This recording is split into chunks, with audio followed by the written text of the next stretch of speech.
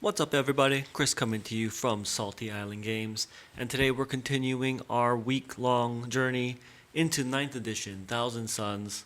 As I've mentioned in the previous videos, you can also check out, we unboxed the Hexfire box, and today what we'll be doing is popping open the new Thousand Sons Codex. There's a lot of reviews out there already talking about this codex from a competitive standpoint, but this channel, we don't really do a lot of competitive, so what I wanted to do is talk about it more from a how do you narratively play Thousand Sons, where's the flavor at, and talk a little bit about the old lore and how we kind of got to the point where we're at today. So if you like this kind of content, please go ahead, hit the like, hit the subscribe button. If there's enough interest in it, I'll start going back through the previous codexes and continue on into the future with other codexes, talking about more the lore side and the narrative side of these codexes. There's a lot to talk about here, and I obviously have a huge interest in it, and if you do as well, just let me know. Either way, not going to dally too long. This one's going to be a bit of a long video because it's a pretty beefy book. So let's just go ahead and take a look and see what we've got inside. Alright, here we go. Thousand Sons. They are the masters and the puppets of fate. They are the lords and yet the slaves of sorcery. Each seeks their own glory, their own power, utterly selfish in their selfless service of a cunning god. They are the Thousand Sons, scions of the Cyclops, and through riotous change, they bring the immutable finality of death. Here we go. Table of contents. Introduction. So for those of you who don't know, back in the Horus Heresy, the Space Wolves were deceived-ish into attacking Prospero. Not that it took much to convince Leman Russ, because he's kind of a D-bag, but Horus was like, hey, Leman, Magnus sucks, and Leman was like, yeah, I know, and he took his legion, made an assault on Prospero, and essentially that was the culmination of a lot of bad decisions on Magnus's part, leading to his fall to Tzeentch. In that very first battle, Prospero was just destroyed, utterly ruined, and at the end of that, Magnus used, with the help of Tzeentch, an immense psychic power that teleported his entire legion into the Eye of Terror, setting them forever on their path. The other big one being is the infamous rubric of Armon. Armon realizing that his legion was essentially being destroyed from the warp change and the flesh change that these Thousand Sons suffered from. They mutated, they lost all reason, they were unable to control this. So Armon, in his infinite wisdom, cast what is become his infamous Rubric of Armon spell, which forever sealed the Thousand Sons into their armor, destroying their bodies and trapping their souls.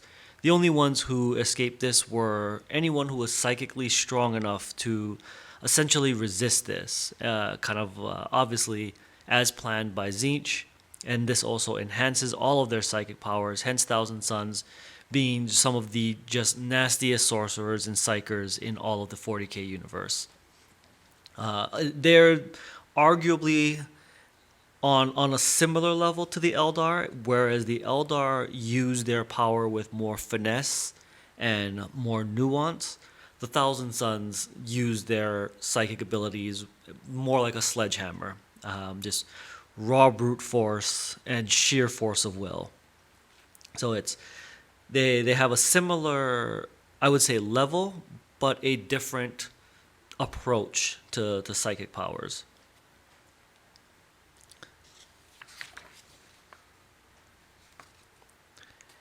Even to stand upon the same battlefield as the Thousand Sons is to risk not just your mortal form, but your very sanity and soul. They are the matchless sorcerers, manipulating the perilous engines of the warp to reorder fate, mutate the living flesh, and steal the will and wits of friend and foes alike. To do battle with this infernal legion is to face the Empyrean unleashed. Their advance is heralded by magical firestorms and volley upon volley of warp-infused shells and bolts. As the battle lines close, shrieking herds of mutant Zangors, gibbering chaos spawn, flame-belching demon engines, and tank-sized bestial abominations surge forward to hack and tear, throttle, immolate, and devour. Worse than the carnage the Thousand Sons wreak, however, worse even than their unholy twisting of reality itself, is the fear that however their enemies strive, those who battle them can never be sure of victory. Illusion and trickery are second nature to these diabolical champions of Tzeentch. Even those who believe the Thousand Sons bested may in truth be mere puppets, unknowingly serving the very foes they fight. And that's a big part of why I love the lore of Thousand Sons.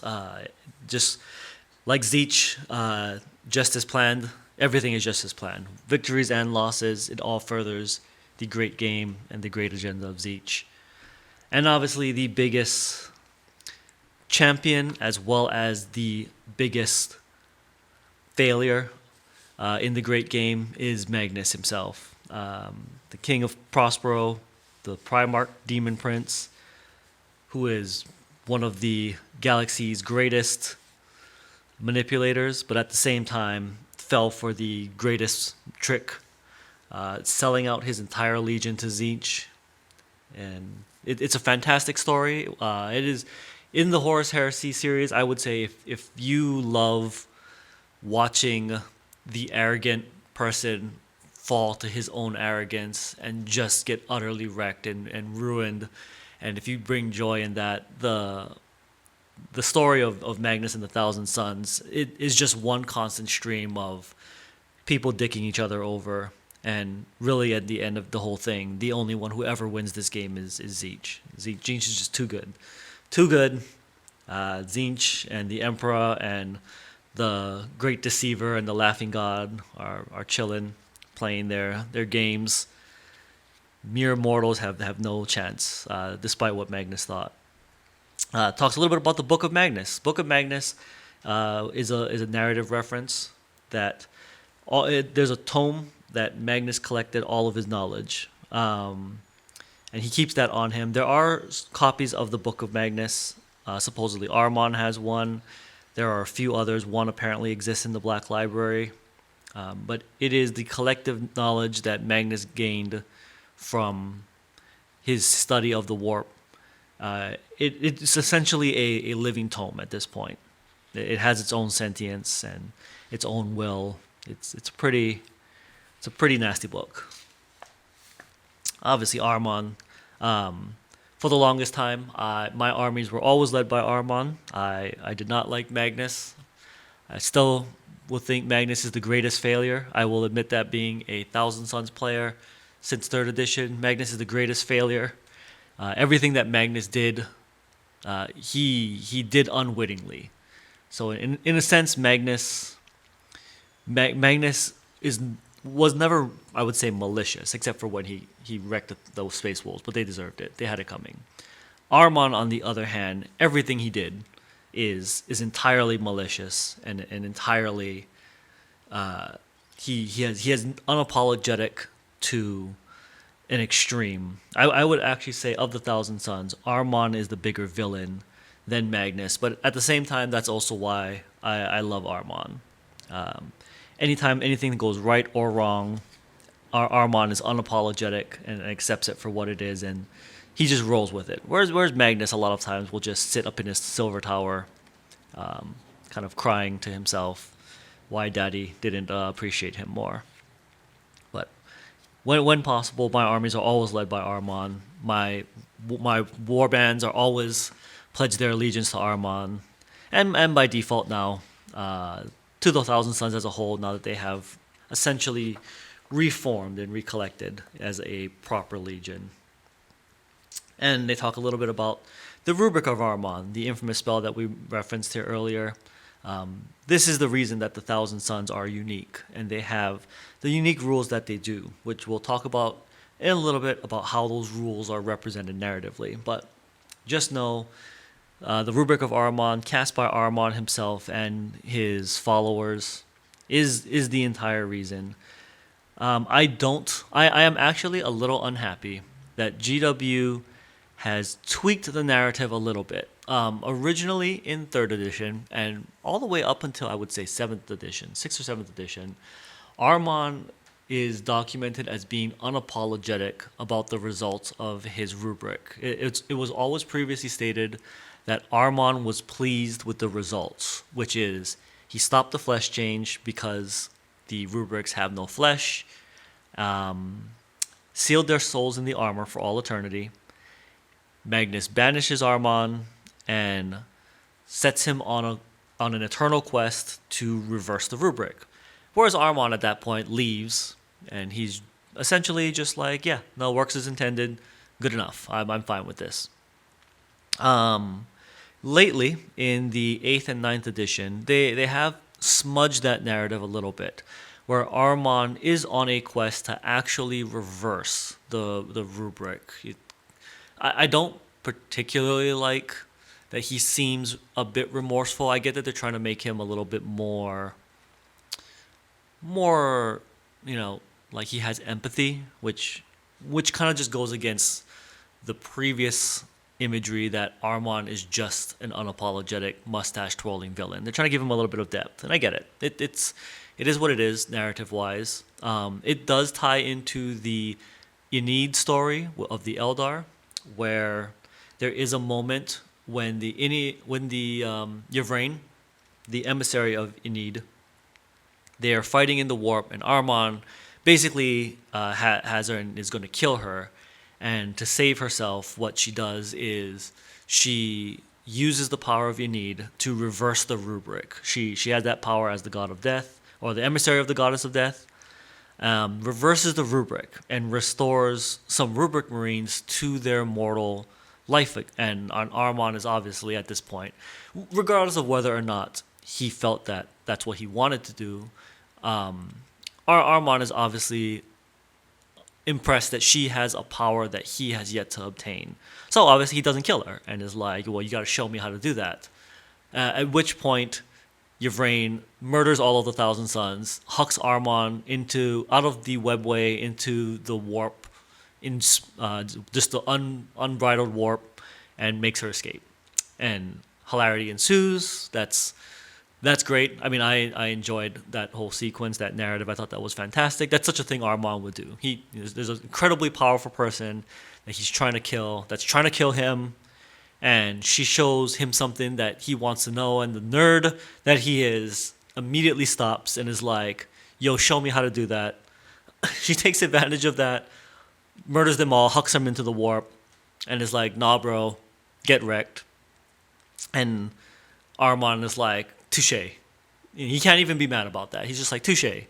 And now he has a new quest to figure out how she was able to do that. He knows that this sort of power, which he previously believed didn't exist, he now knows it does exist, and he is now on the quest to learn how she did this. So regardless of the GW's updated rationale behind it, I thought it was a great narrative piece. Kudos to you. And I'm looking forward to seeing where they go with that narrative. There will definitely be. I'm looking forward when the Ynnari faction comes out. I do hope that there is some reference to Armon's grudge and hunting of Enid and Yvrain.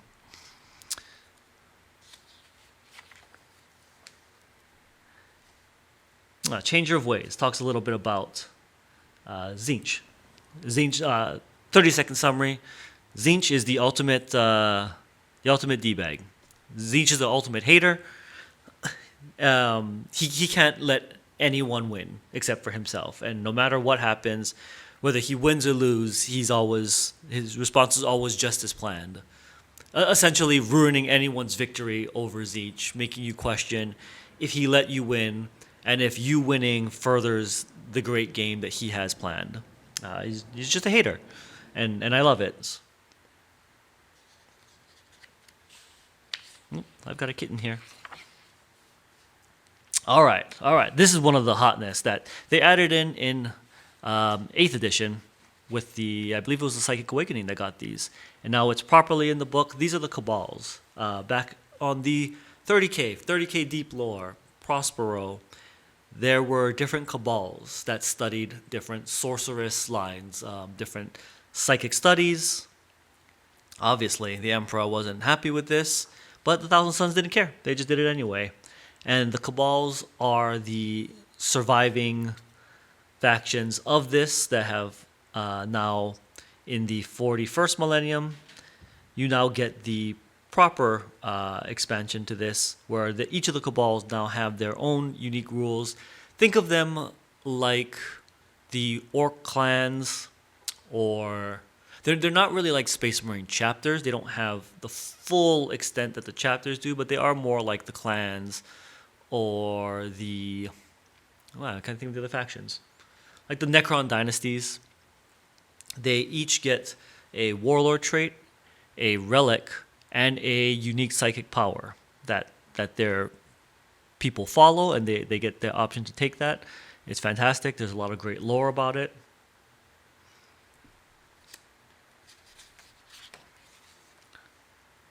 The 9 cults, I'm going to go into them, are the Cult of Change. The Cult of Change is anathema to order. They are the great unravelers, unleashing their armies wherever civilization and reason exists. Similarly, in places of utter anarchy, the cult appears to impose unnatural stasis. The Cult of Duplicity. Sorcerers of this cult are deceivers all, at once fractured and united in purpose. It is impossible to know whether the sects within the cult are acting in concert with or against one another's terrifying plans. The Cult of Prophecy. This cult is guided by incessant whispers that bleed from the warp.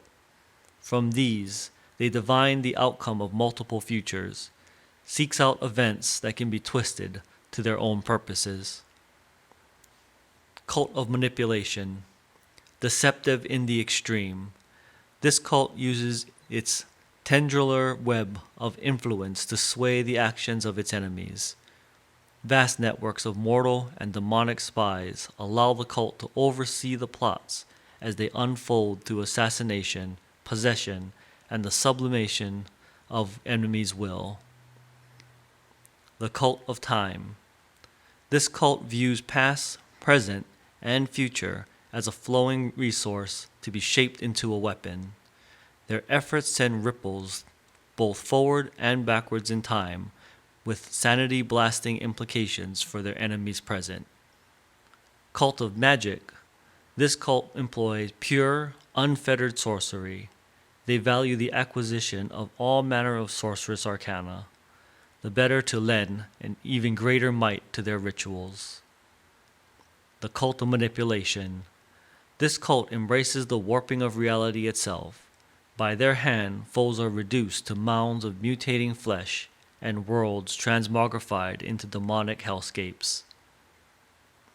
The Cult of Scheming. This insidious cult creates convoluted plots as a form of worship. Every victory and apparent defeat is another cunningly placed step upon the road only they can see. The Cult of Knowledge. This cult believes all lore, no matter how esoteric or malign, is theirs for the seizing. Their vast wisdom allows them to predict their foes' every weakness.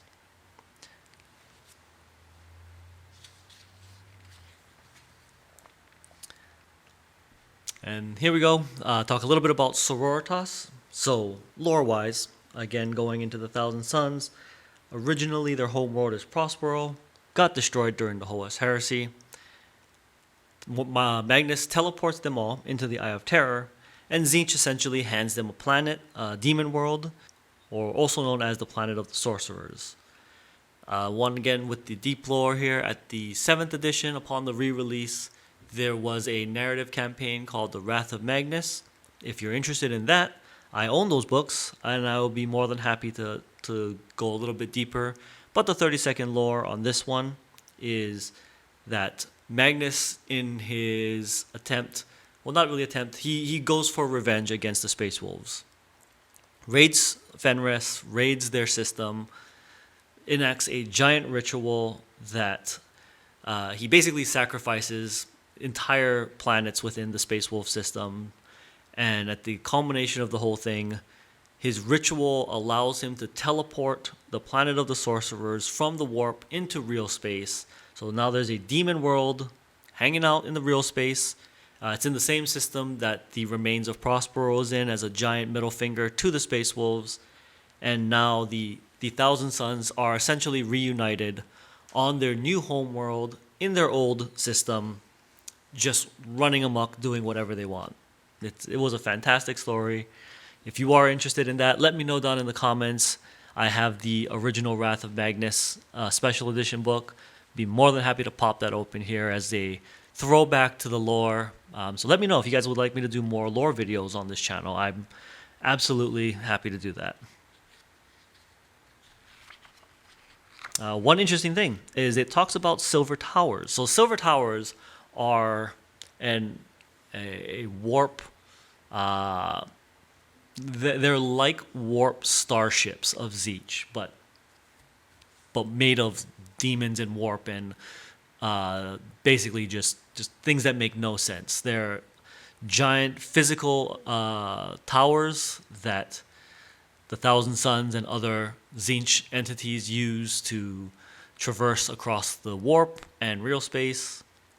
You may recognize Silver Tower as a reference from the Age of Sigmar. Yeah, it's essentially the same thing. They're just messed up places.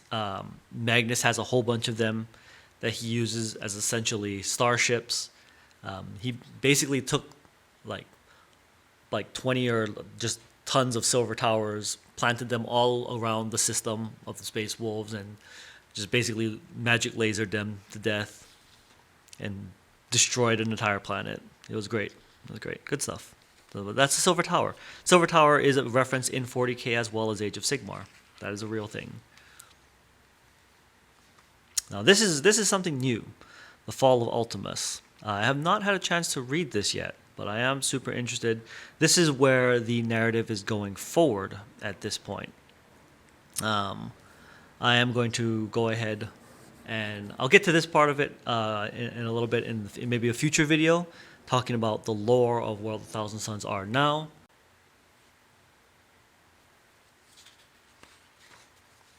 Now this is actually another cool thing that they did. Normally in these books, they will talk about sub-factions or other things.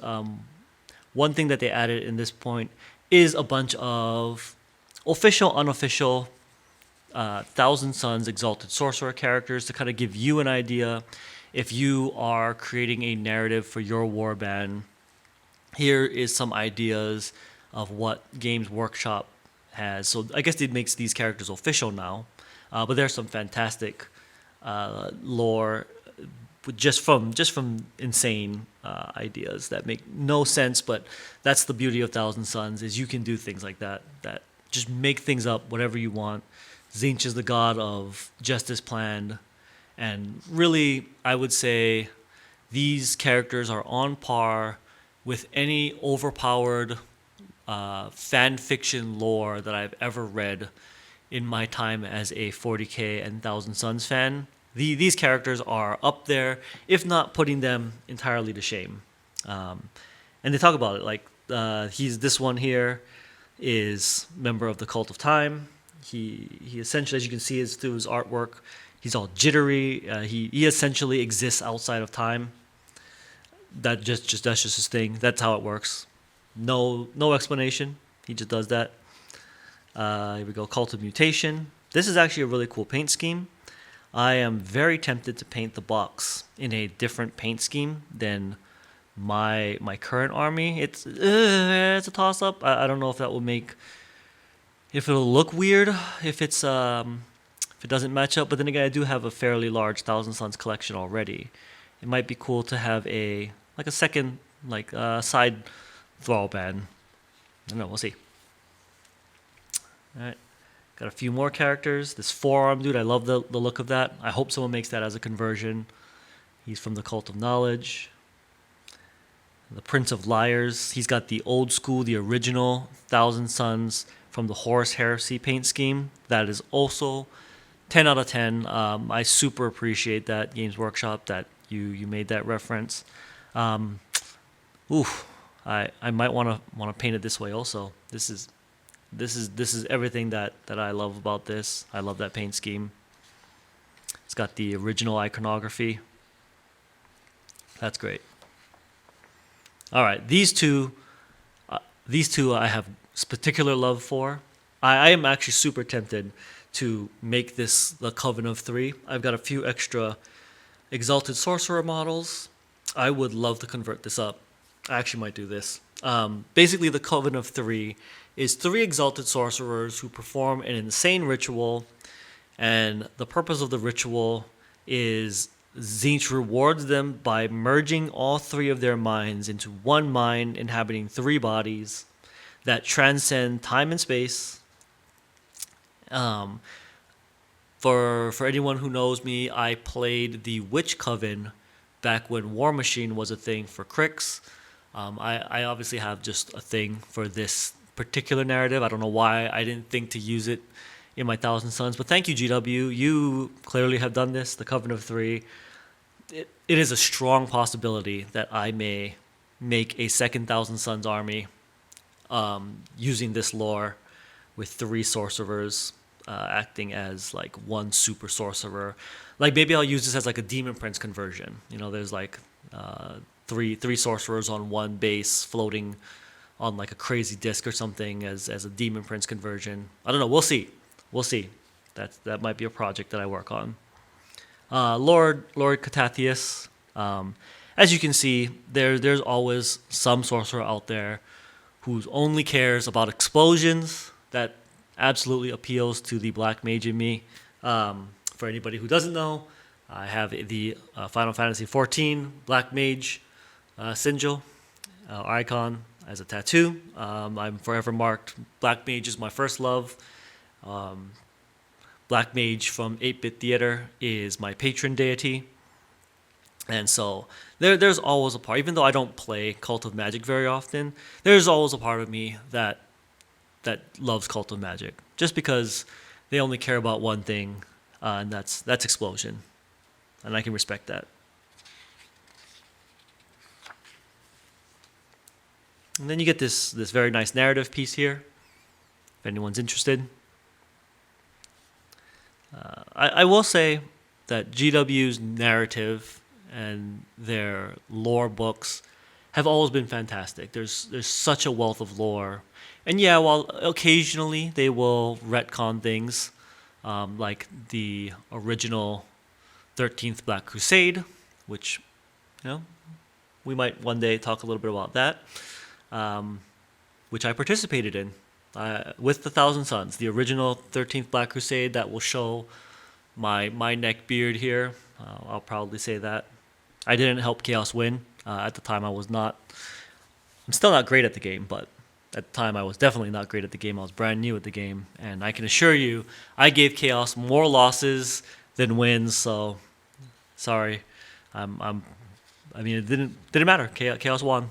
And in my heart, Chaos will always win the 13th Black Crusade. Here we go. Painting. I love the painting. They're showing off just the different color schemes. I love the red color scheme. Super tempted. I also love this light colored scheme here. The Hermetic Blades. I don't know what I'm going to paint the models from the Hexfire box. It's such a struggle. I'm sure you guys can all relate on that. What's weird too is I hate painting, but my Thousand Sons are all painted, and I will always stop to paint more Thousand Sons. This is what it is. There you go. You can see more models. Oh, speaking of rhinos, which we'll get to, so happy that the way that the rules interact with rhinos now. Gonna have to paint more rhinos for my original army and my army from Hexfire. So, luckily, like all good Thousand Sons or Games Workshop people, I think I have like 3 rhinos new in box, 2 rhinos built and unpainted. Can never have enough rhinos. Potentially, one thing I do hope, and this is GW, if you ever see this video, in addition to you probably being quite upset that I'm just putting this book on camera, I would, however, like you to release plastic 30K edition rhinos. Thank you very much. I would greatly appreciate it. And I'm just going to let you know, I will probably buy at least like 10. I need at least a few for each of my Chaos armies. So just know that that's basically a guaranteed purchase.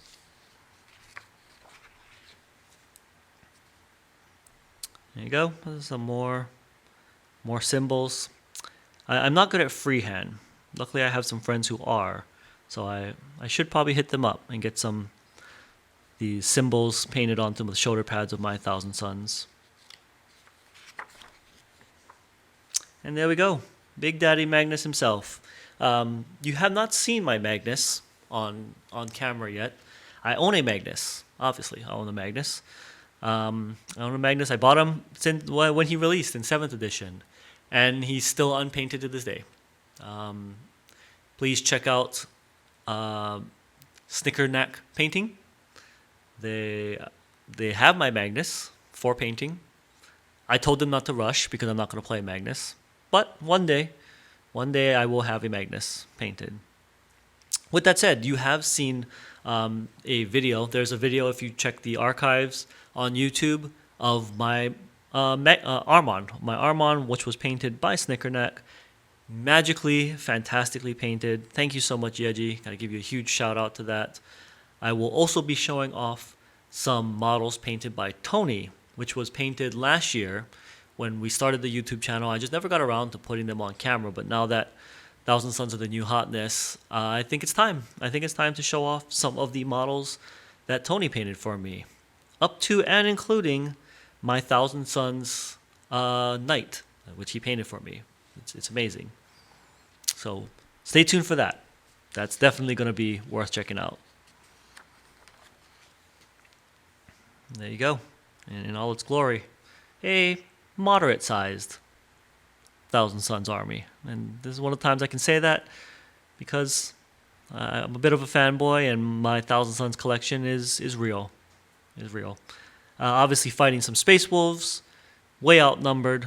It's probably their fault. They're dumb, and they probably walked into an ambush because they're dumb. Enough said. All right.